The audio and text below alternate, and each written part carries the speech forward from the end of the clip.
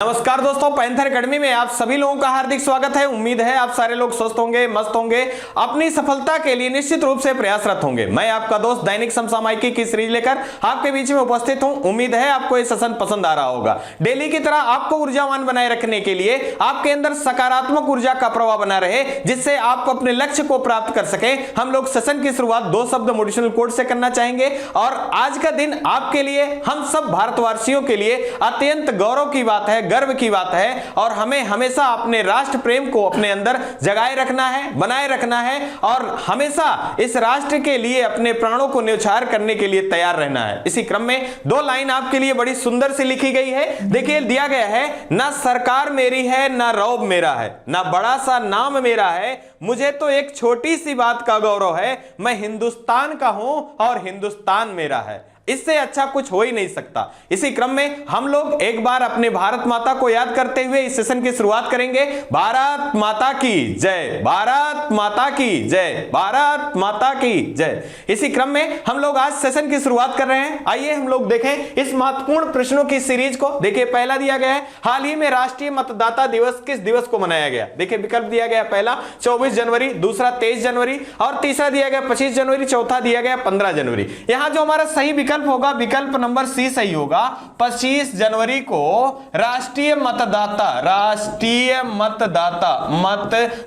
दिवस के रूप में मनाया जाता है। अगर हम बात करें यहां 25 जनवरी की, तो यहां से एक महत्वपूर्ण आपको जानकारी याद रखना है। 25 जनवरी 1950 ईस्वी को निर्वाचन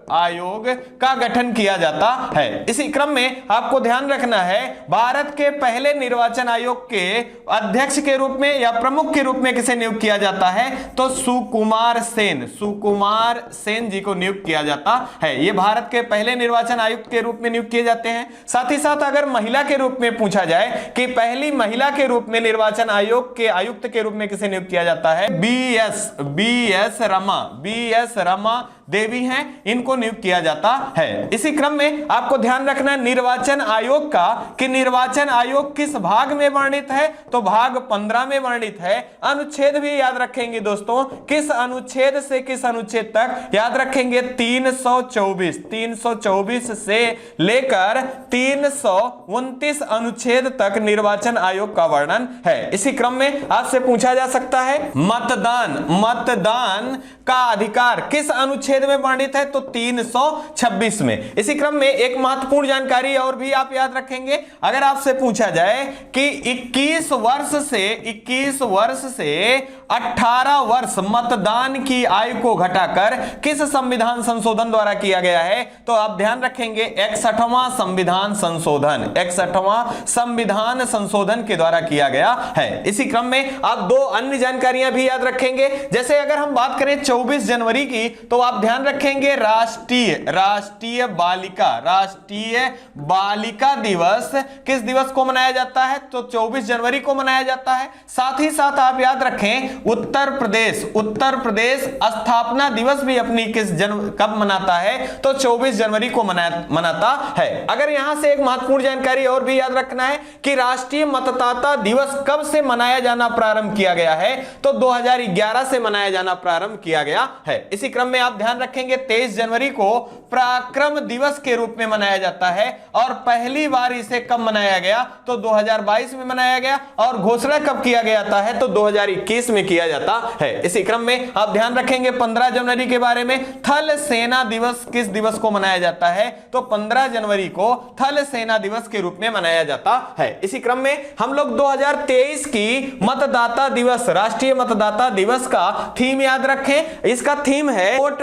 बहुत जरूरी है और मैं वोट करूंगा, यह 2023 की जो है थीम है, आपको याद रखना है। इसी क्रम में आइए हम लोग रिवीजन की सीरीज को पुनः देख लें। ब्रिटिश सरकार द्वारा किसे 1942 में संविधान निर्माण हेतु भारत भेजा गया था? तो आप ध्यान रखेंगे सर स्टेफर्ड क्रिप्स को भेजा गया था। यह एक महत्वपूर्ण पुस्तक है, इसका लेखक के बारे में कई बार परीक्षाओं में पूछा जाता है। इंडिका का मूल लेखक कौन थे? तो मेगास्थनीज जो थे ये इंडिका पुस्तक के लेखक थे, यह भी ध्यान रखना है। इसी क्रम में आइए अगले महत्वपूर्ण जानकारी को देखें। हाल ही में चर्चा में रहा 74वां गणतंत्रता दिवस के मुख्य अतिथि के रूप में किसे बुलाया गया है? तो देखिए विकल्प दिया गया, पहला सुकर्णो, दूसरा दिया गया अब्दुल फतेह अल सीसी, तीसरा दिया गया ए बी दोनों, चौथा दिया गया इनमें से कोई नहीं। यहां जो सही विकल्प हमारा होगा दोस्तों, यह विकल्प नंबर 20 सही होगा, अब्दुल फतेह अल सीसी को बुलाया गया है। और यह कौन सा है? तो क्रम आप ध्यान रखेंगे, यह गणतंत्रता दिवस का 74वां, गणतंत्रता दिवस का 74वां जो है, और इसी के उपलक्ष्य में किसे बुलाया गया है?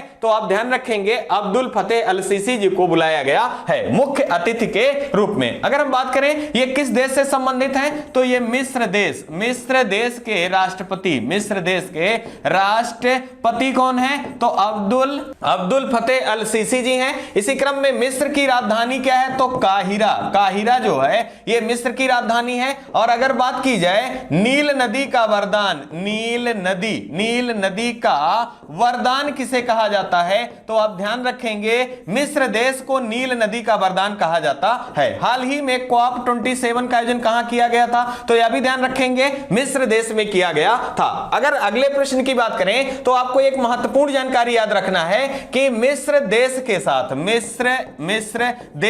साथ भारत के व्यवहारिक कितने वर्ष बीत चुके हैं? तो आप ध्यान रखेंगे ये 75 वर्ष पूरे हुए हैं। यह भी आपके लिए अत्यंत महत्वपूर्ण प्रश्न के रूप में है। इसी क्रम में आप ध्यान रखेंगे ये गणतंत्रता दिवस 26 जनवरी को ही क्यों आयोजित किया जाता है? तो आप ध्यान रखेंगे कि 26 जनवरी 1930 ईस्वी में पूर्ण स्वराज की मांग रखी गई थी और इसी आधार पर प्रत्येक वर्ष 26 जनवरी को गणतंत्रता दिवस के रूप में मनाए जाने की घोषणा की गई है। इसी क्रम में आप दो प्रश्न और भी ध्यान रखें। अगर पूछा जाए कि पूर्ण रूप से संविधान कब लागू किया गया था, तो 26 जनवरी 1950 ईस्वी को पूर्ण रूप से संविधान लागू किया जाता है। इसी क्रम में दो प्रश्न और याद रखें। एक प्रश्न आपका पूछा जाता है राष्ट्रीय ध्वज को कब अपनाया गया था, या कई बार पूछा गया है, तो ध्यान रखेंगे 22 जुलाई 1947 को राष्ट्रीय ध्वज अपनाया जाता है। और इसके डिजाइनकार कौन है? तो ध्यान रखेंगे पिंगली वेंकैया जी राष्ट्रीय ध्वज के क्या है? डिजाइनकार हैं। इसी क्रम में आप ध्यान रखेंगे 24 जनवरी 1950 ईस्वी को राष्ट्रगान और राष्ट्रगीत को अपनाया गया था। यह भी प्रश्न के माध्यम से पूछा गया है। ये महत्वपूर्ण जानकारियां हैं, आप इन्हें जरूर याद रखेंगे। इसी क्रम में आपको याद रखना है स्वतंत्रता दिवस भी मनाया है, तो आप याद रखेंगे स्वतंत्रता दिवस का कौन सा क्रम था, तो यह भी अत्यंत महत्वपूर्ण है। आप याद रखेंगे स्वतंत्रता दिवस का 76वां स्वतंत्रता दिवस मनाया गया। लेकिन अगर वर्षगांठ पूछ ली जाए कि कौन सी वर्षगांठ थी, तो यह 75वां, इसी कारण हम लोगों ने आजादी के 75वें वर्षगांठ के रूप में इसे आयोजित किया था। यह भी आपको ध्यान रखना है। एक महत्वपूर्ण जानकारी और याद रखें, आपसे प्रश्न भी पूछा जा सकता है कि पहले गणतंत्रता दिवस के मुख्य अतिथि के रूप में किसे बुलाया गया था, तो सुकर्णो जी को बुलाया गया था। और ये इंडोनेशिया के राष्ट्रपति थे, यह भी ध्यान रखना है। इंडोनेशिया की राजधानी क्या है? नुसुंतारा जो है ये इंडोनेशिया की राजधानी है, यह भी आपको याद रखना है। आइए रिवीजन की सीरीज को पुनः देख लें। किस हिंद यवन शासक ने शीशे के सिक्के जारी किए थे? टेटो सेकंड के द्वारा किसके सिक्के जारी किए गए थे? शीशे के सिक्के जारी किए गए थे और ये के हिंद यवन शासक थे, यह भी ध्यान रखना है। ब्रह्मपुत्र नदी का बहाव क्षेत्र कहां है? तो ध्यान रखेंगे तिब्बत देश में, साथ ही साथ बांग्लादेश में, भारत में। अगर तिब्बत की बात करें तो तिब्बत में ब्रह्मपुत्र सांगपो नदी से जानी जाती है, यह भी ध्यान रखना है। आइए अगले महत्वपूर्ण जानकारी को देखें। हाल ही में प्रधानमंत्री राष्ट्रीय बाल पुरस्कार के तहत कितने बच्चों को पुरस्कार प्रदान किया गया है? आपको ध्यान रखना है, राष्ट्रीय बाल पुरस्कार कितने बच्चों को दिया गया है? तो देखिए विकल्प दिया गया है, पहला 11 बच्चे, दूसरा दिया गया है 15 बच्चे, और तीसरा दिया गया है 20 बच्चे, और चौथा दिया गया है आपका 50 बच्चे। तो यहां ध्यान रखेंगे, यहां पर सही आंसर जो हमारा होगा ये कौन सा होगा? 11 बच्चों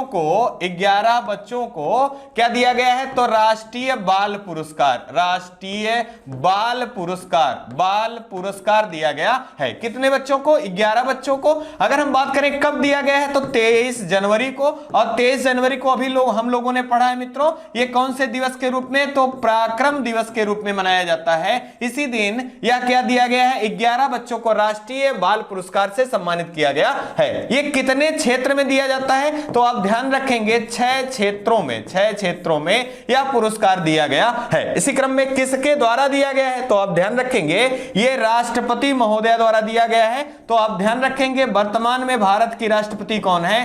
तो पहली आदिवासी महिला के रूप में द्रौपदी मुर्मू जी हैं। इनके द्वारा 11 बच्चों को राष्ट्रीय बाल पुरस्कार से सम्मानित किया गया है। इसी क्रम में बात हो रही है पुरस्कारों की, तो कुछ महत्वपूर्ण पुरस्कार जो कि हाल फिलहाल के दिनों में खूब चर्चा में रहे हैं और यहां से प्रश्न बनने की संभावना भी है, उनको हम लोग रिकॉल कर लें। जैसे अगर बात की जाए एक महत्वपूर्ण पुरस्कार की, लिबर्टी पुरस्कार या सखारो पुरस्कार जो कि शांति के क्षेत्र में दिया जाता है, यह किसे दिया गया है? तो आप ध्यान रखेंगे यूक्रेन के नागरिकों को सखारो पुरस्कार, और यूक्रेन के राष्ट्रपति हैं व्लादिमीर जेलेंस्की, इन्हें लिबर्टी मेडल से सम्मानित किया गया है। इसी क्रम में आपको याद रखना है सुएला ब्रेबर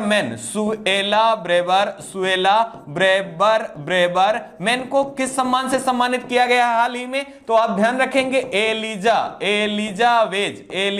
वेज द्वितीय पुरस्कार से सम्मानित किया गया है। इसी क्रम में आपको नहीं बोलना है विश्व खाद्य पुरस्कार से किसे सम्मानित किया गया है? तो आप ध्यान रखेंगे डॉक्टर सिंथिया, कौन? डॉक्टर सिंथिया को सम्मानित किया गया है, ये यूएसए से संबंधित है। इसी क्रम में आप याद रखें व्हीटली अवार्ड से किसे सम्मानित किया गया है? तो ध्यान रखेंगे इसे ग्रीन अवार्ड के नाम से भी जाना जाता है। ये चारुतास मिश्रा जी को दिया गया है। इसी क्रम में आप ध्यान रखेंगे हाल ही में शास्त्र रामानुजन पुरस्कार गणित के क्षेत्र में दिया जाता है, किसे दिया गया है? युंग टिंग को दिया गया है। साथ ही साथ अगर रामानुजन पुरस्कार पूछ लिया जाए तो डॉक्टर नीना गुप्ता को दिया गया है। और ये किस क्षेत्र में दिया जाता है दोस्तों? तो गणित के क्षेत्र में उत्कृष्ट कार्य के लिए दिया जाता है। इसी क्रम में एबल पुरस्कार से हाल ही में किसे सम्मानित किया गया है? तो डॉक्टर सुलीवान को दिया गया है। और इन्होंने किस क्षेत्र में कार्य किया है? तो ट्रोपोलॉजी के क्षेत्र में कार्य करने के लिए इनको यह पुरस्कार से सम्मानित किया गया है। इसी क्रम में आप ध्यान रखेंगे शांति का नोबेल पुरस्कार कई बार ये परीक्षाओं में पूछा गया है, तो जरूर ध्यान रखेंगे शांति का नोबेल पुरस्कार किसे दिया गया है? तो ध्यान रखेंगे इसमें 2 संस्थाएं हैं, कौन कौन ही? तो आप ध्यान रखेंगे सेंटर फॉर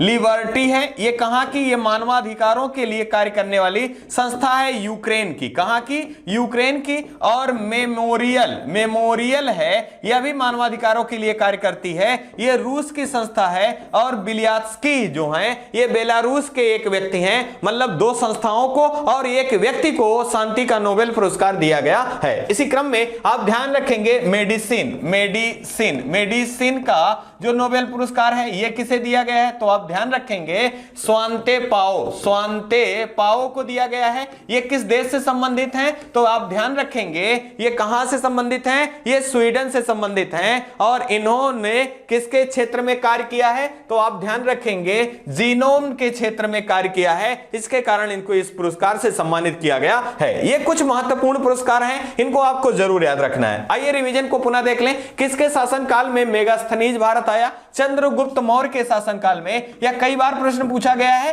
कि निम्न में से किसके शासनकाल में मेगास्थनीज भारत आया था? तो चंद्रगुप्त मौर्य के शासनकाल में मेगास्थनीज भारत आया था। गंगा नदी उदाहरण है किसकी? तो पूर्ववर्ती अफवाह का गंगा नदी जो है यह उदाहरण है। अगर हम बात करें गंगा नदी की तो भारत में 2525 किलोमीटर, कहां, भारत की सबसे बड़ी नदी के नाम से या लंबी नदी के नाम से किसे जाना जाता है, गंगा नदी को, और यह 2525 किलोमीटर प्रवाह करती है। इसी क्रम में सबसे ज्यादा किस राज्य में, उत्तर प्रदेश में सबसे ज्यादा गंगा नदी क्या करती है, बहती है। और यहां पर वाटरवे नेशनल वाटरवे संख्या 1 किस नदी पर बनाया गया है, तो गंगा नदी पर बनाया गया है। आइए इसी क्रम में अगले महत्वपूर्ण प्रश्न को देखेंगे। हाल ही में केंद्र सरकार द्वारा कुश्ती महासंघ का कामकाज देखने के लिए किसकी अध्यक्षता में ओवरसाइट समिति का गठन किया गया। देखिए विकल्प दिया गया है विनेश फोगाट, दूसरा बजरंग पुनिया, तीसरा मैरी कॉम और चौथा दिया गया है पीटी उषा। यहां जो सही विकल्प होगा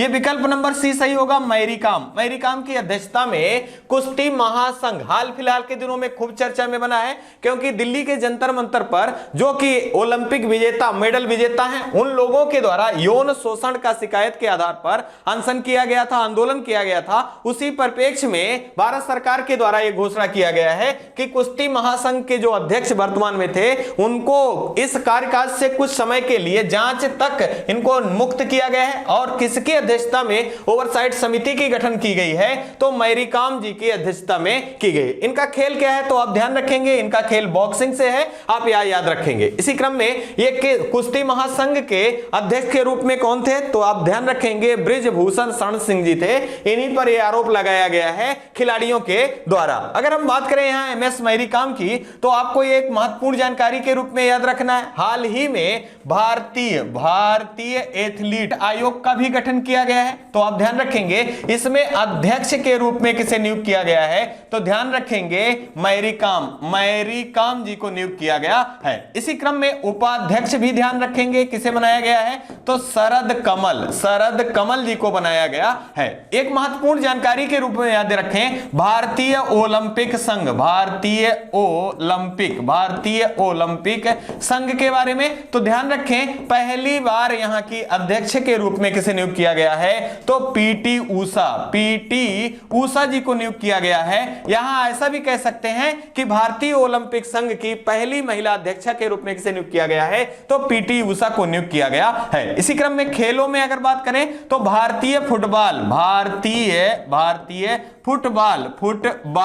संघ के अध्यक्ष नियुक्त किए गए हैं। कौन बने हैं, तो ध्यान रखेंगे कल्याण चौबे को नियुक्त किया गया है। इसी क्रम में भारतीय हॉकी संघ के अध्यक्ष नियुक्त किए गए हैं। किसे नियुक्त किया गया है, तो दिलीप टर्की। कौन है, दिलीप टर्की हैं, यह भी ध्यान रखना है। इसी क्रम में अंतरराष्ट्रीय ओलंपिक संघ के अध्यक्ष के रूप में किसे नियुक्त किया गया है, तो आप याद रखेंगे डॉक्टर तैयब अली को नियुक्त किया गया है। ये सारे महत्वपूर्ण नियुक्तियां हैं और यहां से प्रश्न बनने की संभावना प्रबल है, आपको ध्यान रखना है। इसी क्रम में खेल के क्षेत्र में दिया जाने वाला सर्वोच्च सम्मान के रूप में मेजर ध्यानचंद खेल रत्न पुरस्कार से किसे सम्मानित किया गया है, तो यहां भी ध्यान रखेंगे शरद कमल। कौन है, शरद कमल हैं, इन्हें सम्मानित किया गया है। यह भी आपके लिए अत्यंत महत्वपूर्ण प्रश्न के रूप में है। आइए इसी क्रम में हम लोग रिवीजन की सीरीज को पुनः देख लेते हैं। देखिए बांग्लादेश में गंगा नदी को किस नाम से पुकारा जाता है, तो पद्मा के नाम से जाना जाता है, यह भी ध्यान रखना है। बांग्लादेश की राजधानी क्या है, ढाका है, और यहां की प्रधानमंत्री कौन है, शेख हसीना है, आप याद रखेंगे। सुंदरबन डेल्टा का निर्माण करने वाली नदियां कौन है, तो गंगा नदी और ब्रह्मपुत्र नदी है। इसी क्रम में एक प्रश्न याद रखें कि बांग्लादेश से सर्वाधिक सीमा कौन सा राज्य सीमा साझा करता है, तो दोस्तों पश्चिम बंगाल जो है सर्वाधिक सीमा साझा करता है, और त्रिपुरा राज्य जो है दोस्तों ये तीन तरफ से बांग्लादेश से घिरा हुआ है। इसी क्रम में आपको ध्यान रखना है भारत जो है ये सर्वाधिक अंतरराष्ट्रीय सीमा किस देश के साथ साझा करता है, तो ये बांग्लादेश के साथ साझा करता है। यह भी प्रश्न आपके लिए अत्यंत महत्वपूर्ण प्रश्न के रूप में है। आइए दोस्तों अगले महत्वपूर्ण जानकारी को देखेंगे। हाल ही में हिमाचल प्रदेश सरकार के द्वारा प्रदेश को देश का पहला हरित राज्य बनाने की घोषणा कब तक की गई है, मतलब प्रश्न आपसे पूछा जा रहा है कि हिमाचल प्रदेश के द्वारा देश का पहला हरित राज्य बनने की घोषणा कब तक किया गया है? तो देखिए दिया गया 2025, दूसरा दिया गया 2026, तीसरा 2030, चौथा 2024। यहां अगर सही विकल्प की बात करें तो हमारा सही विकल्प नंबर ए सही होगा 2025। 2025 को 25 तक जो है ये हिमाचल राज्य के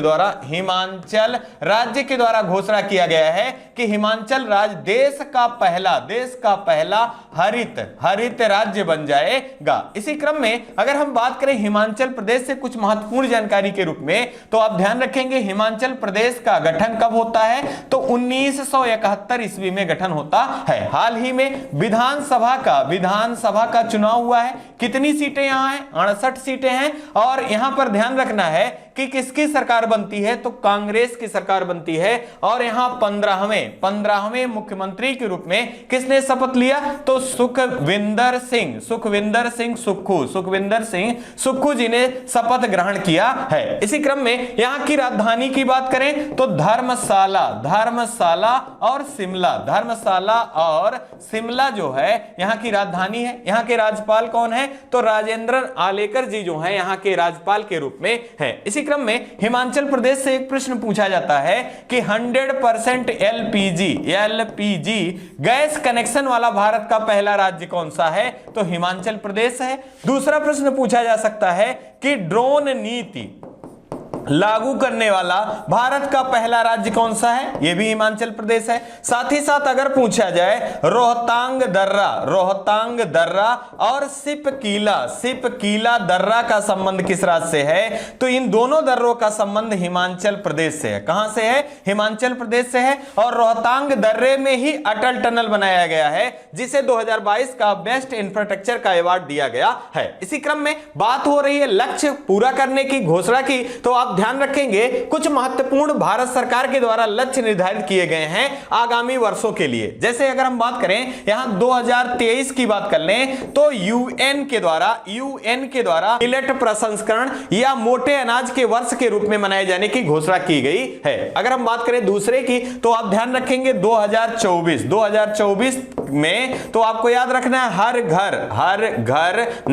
घर नल जल योजना का लक्ष्य कब तक का रखा गया है? 2024 का। और 2025 की बात कर लें तो टीबी मुक्त भारत, साथ ही साथ भारत को 5 ट्रिलियन की अर्थव्यवस्था बनाए जाने की भी घोषणा की गई है। अगर हम बात करें 2026 की तो आपको ध्यान रखना है हाल ही में हम लोगों ने पढ़ा है राष्ट्रीय जैव नीति 2018 के आधार पर, जो कि लक्ष्य पेट्रोल में 20% एथेनॉल मिलाए जाने की थी 2030 का, अब उसे संशोधित करके 2026 किया गया है। यह भी ध्यान रखेंगे। अगर 2030 की बात करें तो मलेरिया उन्मूलन का लक्ष्य भारत के द्वारा कब तक का रखा गया है? 2030 का। और इसी क्रम में आप ध्यान रखेंगे 2070 का भारत कार्बन न्यूट्रल होने की घोषणा कब तक का कर रखा है? तो 2070 तक का किया गया है। और किसके आधार पर? तो आप ध्यान रखेंगे कि COP26 जो कि ग्लासगो में आयोजित किया गया था, यहीं पर यह घोषणा किया गया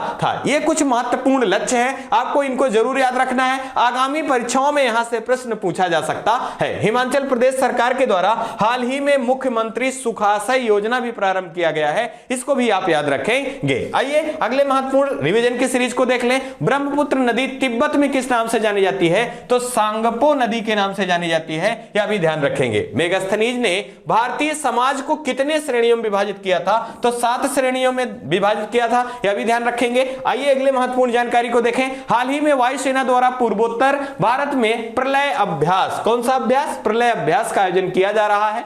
पूर्वी वायुसेना का कमान का मुख्यालय कहां है? देखिए विकल्प दिया गया त्रिपुरा, दूसरा मेघालय, तीसरा नागालैंड, चौथा मणिपुर। यहां जो सही होगा विकल्प नंबर बी मेघालय की राजधानी क्या है? शिलांग। मेघालय की राजधानी शिलांग है। और यही पूर्वी वायुसेना का क्या है, मुख्यालय, यह भी ध्यान रखना है। इसी क्रम में अगर पूछा जाए असम राइफल्स का मुख्यालय कहां स्थित है, तो यह भी शिलांग में स्थित है। इसी क्रम में आपसे पूछा जा सकता है कि भारत का 1वां स्मार्ट सिटी के रूप में कौन सा शहर चुना गया था, तो आप ध्यान रखेंगे शिलांग शहर जो है, शिलांग मेघालय की राजधानी, इसे भारत का 1वां स्मार्ट सिटी के रूप में चुना गया है। इसी क्रम में आप ध्यान रखेंगे एक महत्वपूर्ण चेरी ब्लॉसम महोत्सव का आयोजन कहां किया जाता है, तो मेघालय की राजधानी शिलांग में। इसी क्रम में लिविंग रूट का संबंध भारत के किस राज्य से है, तो यह भी संबंधित है मेघालय से। अगर पूछा जाए गारो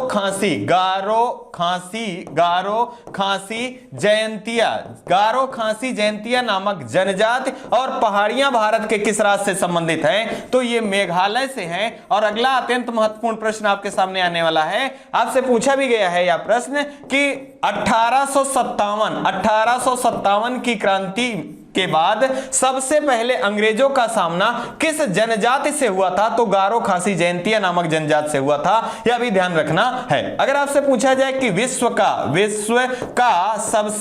का सबसे आर्द्र जनजाति के रूप में किस जनजाति को जाना जाता है, तो जारवा जनजाति को विश्व का सबसे आर्द्र जनजाति के रूप में जाना जाता है। इसी क्रम में शिलांग में बात करें तो आपको याद रखना है मेघालय के मुख्यमंत्री कौन है, तो कोनराड संगमा है। और यहां के राज्यपाल कौन है, तो वीडी मिश्रा जी जो हैं यहां के राज्यपाल हैं। हाल ही में काजिंद युद्धाभ्यास का आयोजन किया गया था, कहां, तो मेघालय के उमरोई में। इसी क्रम में एक अत्यंत महत्वपूर्ण स्टैटिक जीके के रूप में प्रश्न पूछा जाता है कि विश्व में सबसे ज्यादा वर्षा कहां होता है, तो मेघालय के चेरापूंजी जिले के मासेनराम में होता है, यह भी ध्यान रखना है। त्रिपुरा के बारे में बात करें तो यहां की राजधानी अगरतला है और बांग्लादेश से 3 तरफ से घिरा एकमात्र भारतीय राज्य है, आप याद रखेंगे। इसी क्रम में नागालैंड की बात करें तो आपसे पूछा जाता है हार्नबिल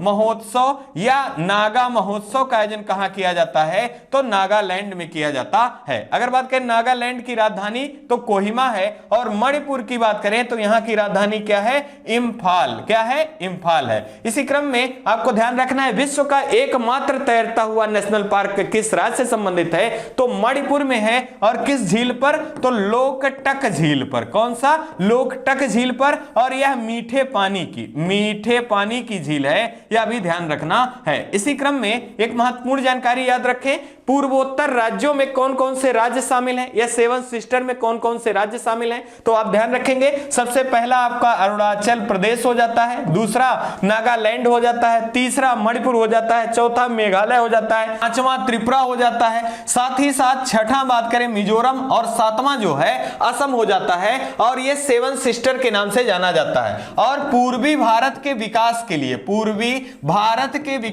लिए कौन सी केंद्र सरकार की योजना चलाई जा रही है, तो आप ध्यान रखेंगे पीएम डिवाइन योजना किससे संबंधित है, तो पूर्वोत्तर भारत के विकास के लिए प्रारंभ की गई है पीएम डिवाइन योजना। आइए हम लोग रिवीजन की सीरीज को पुनः देख लें। भारतीय संविधान पूर्ण रूप से कब तैयार हुआ, तो आप ध्यान रखेंगे 26 नवंबर 1949 को पूर्ण रूप से तैयार हुआ। लेकिन इसे पूर्ण रूप से लागू कब किया गया था, तो 26 जनवरी 1950 को। भारत सरकार द्वारा राजकीय चिन्ह कब से अंगीकृत किया गया, तो आप ध्यान रखेंगे 26 जनवरी 1950 को क्या किया गया, अंगीकृत किया गया है, यह भी ध्यान रखना है। इसी क्रम में आइए अगले महत्वपूर्ण प्रश्न को देखें। हाल ही में किस देश में दुनिया का सबसे लंबा कैलीग्राफिक म्यूरल का निर्माण किया गया है, तो यहां सबसे पहला प्रश्न यही जानना है कि कैलीग्राफिक का अर्थ क्या होता है, तो सुलेख जो है इसे क्या कहा जाता है, इसे कैलीग्राफिक कहा जाता है। और म्यूरल यहां आप ध्यान रखेंगे कैलीग्राफिक म्यूरल का संबंध किससे है, सुलेख से है। और यहां पूछा जा रहा है दुनिया का सबसे बड़ा, सुलेख की बात हो रही है, तो विकल्प देखिए पहला दिया है जिनेवा, दूसरा सऊदी अरब, तीसरा अफगानिस्तान,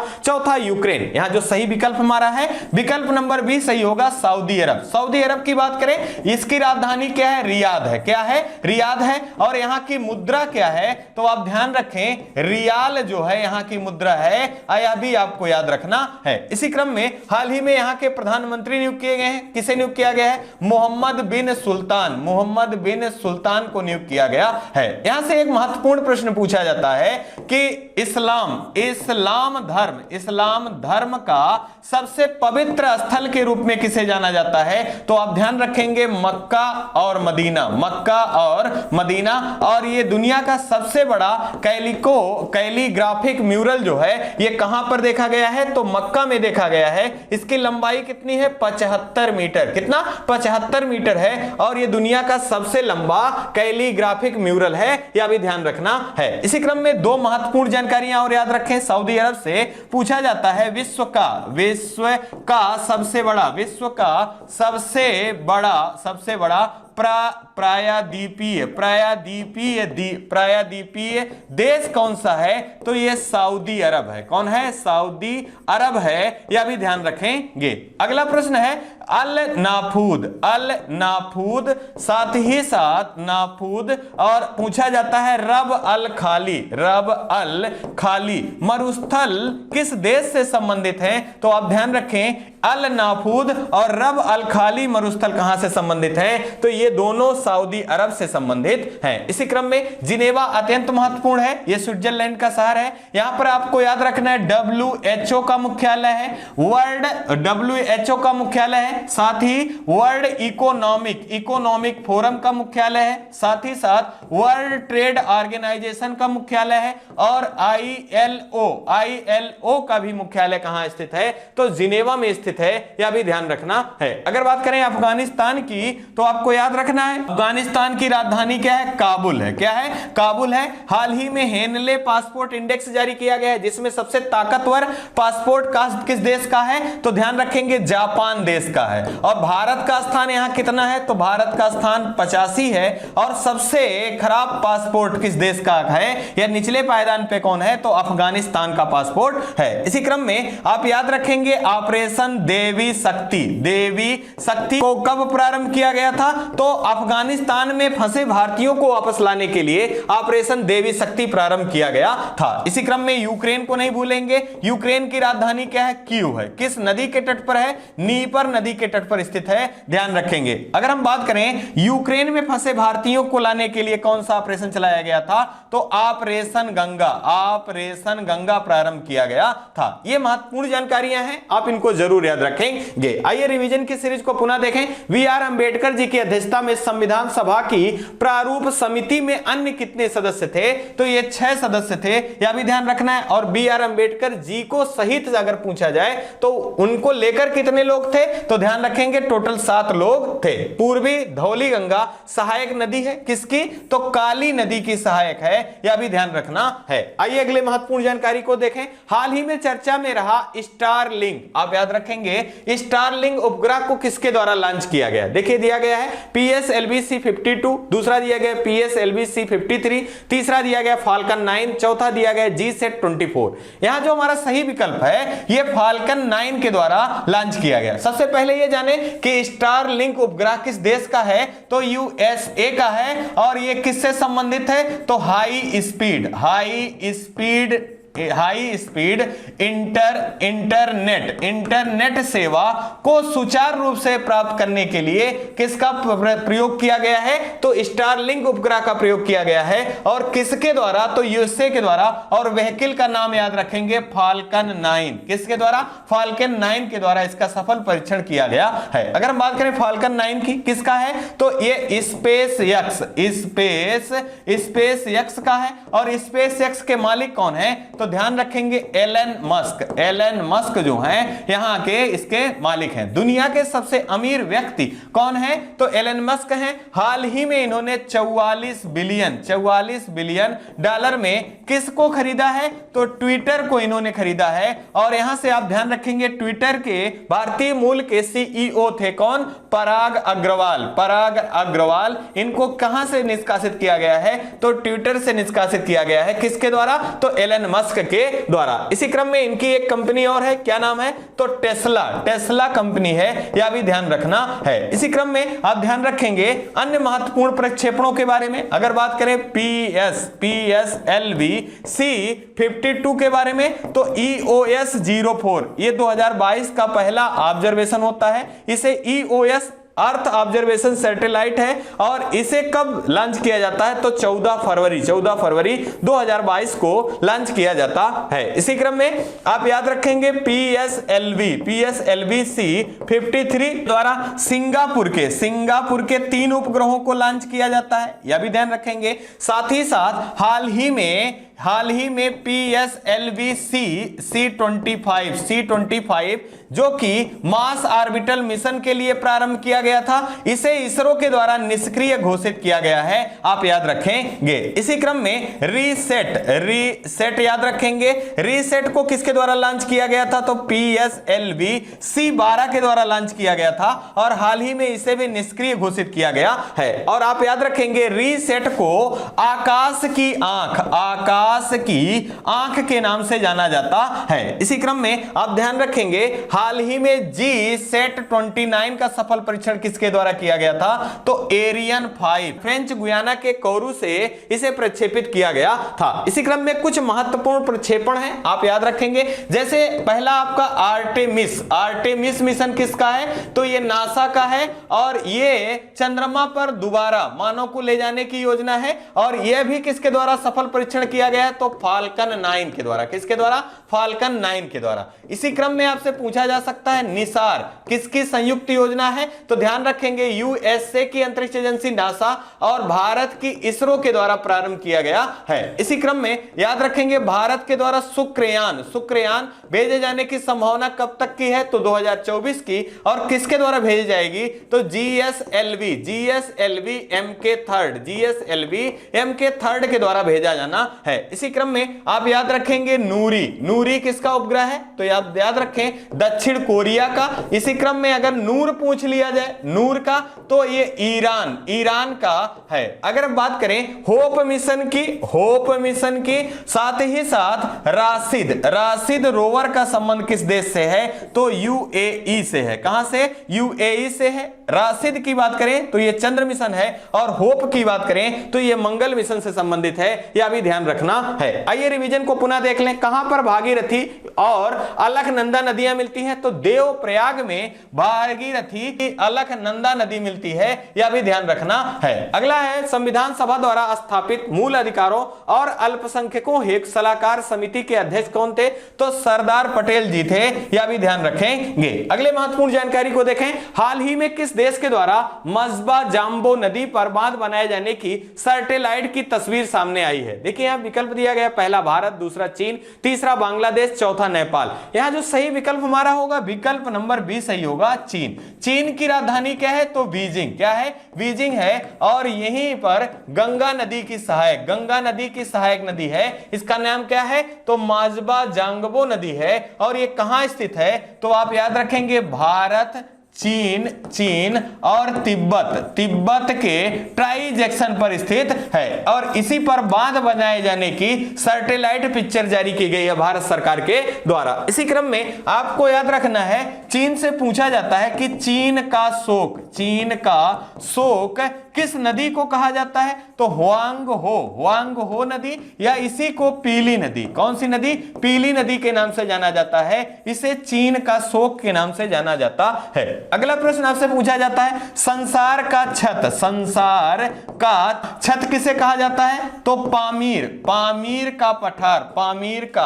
पठार या पामीर का गांठ को संसार का छत कहा जाता है, यह भी ध्यान रखेंगे। इसी क्रम में आपको ध्यान रखना है, भारत और चीन के बीच विभाजन रेखा कौन सी है, मैक-मोहन रेखा जो है ये भारत और चीन के बीच में विभाजन रेखा के रूप में है। भारत और चीन के बीच में कौन सा युद्धाभ्यास होता है, तो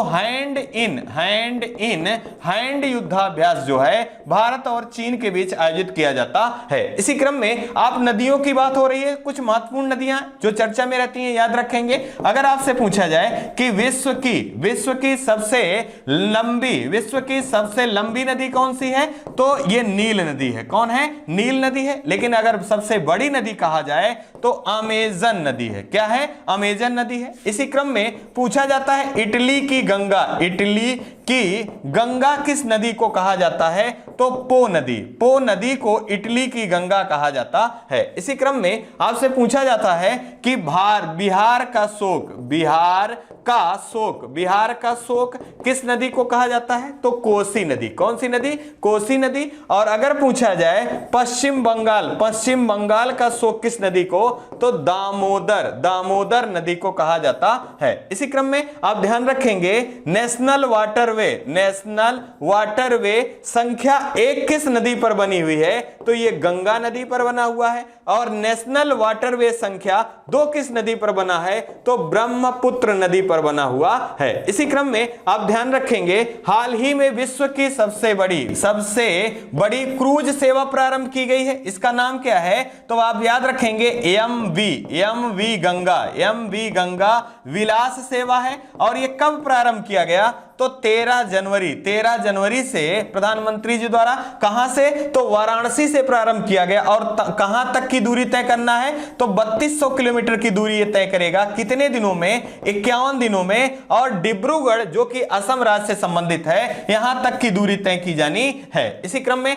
आपको ध्यान रखना है, अगर नेपाल के बारे में बात की जाए तो काली नदी जो है ये किस देश से संबंधित है, नेपाल से। और आपको याद रखना है काला पानी विवाद किस देश के साथ भारत का है, तो नेपाल देश के साथ है। हाल ही में यहां पर चुनाव हुए हैं, तो ये आपको ध्यान रखना। अंतरराष्ट्रीय चुनाव पर्यवेक्षक के रूप में किसकी नियुक्ति हुई थी, तो भारत के मुख्य निर्वाचन आयुक्त जो है राजीव कुमार जी की नियुक्ति हुई है। और आप याद रखेंगे यहां प्रचंड जी जो है प्रधानमंत्री बने हैं नेपाल देश के। यहां की राजधानी क्या है, काठमांडू है। और बांग्लादेश की राजधानी क्या है, ढाका है। यह भी ध्यान रखना है। आइए हम लोग रिवीजन को पुनः देख लें। संविधान को 26 जनवरी के दिन लागू करने का निर्णय इसलिए लिया गया क्योंकि कांग्रेस ने इसी तिथि को 1930 मतलब 26 जनवरी 1930 को स्वतंत्रता दिवस समारोह के रूप में मनाया था। अगला हमारा प्रश्न है, भारतीय संविधान के निर्माण के समय संवैधानिक सलाहकार कौन थे, तो VN राव जी को नियुक्त किया गया था। यह भी ध्यान रखना है। आइए अगले महत्वपूर्ण जानकारी को देखें।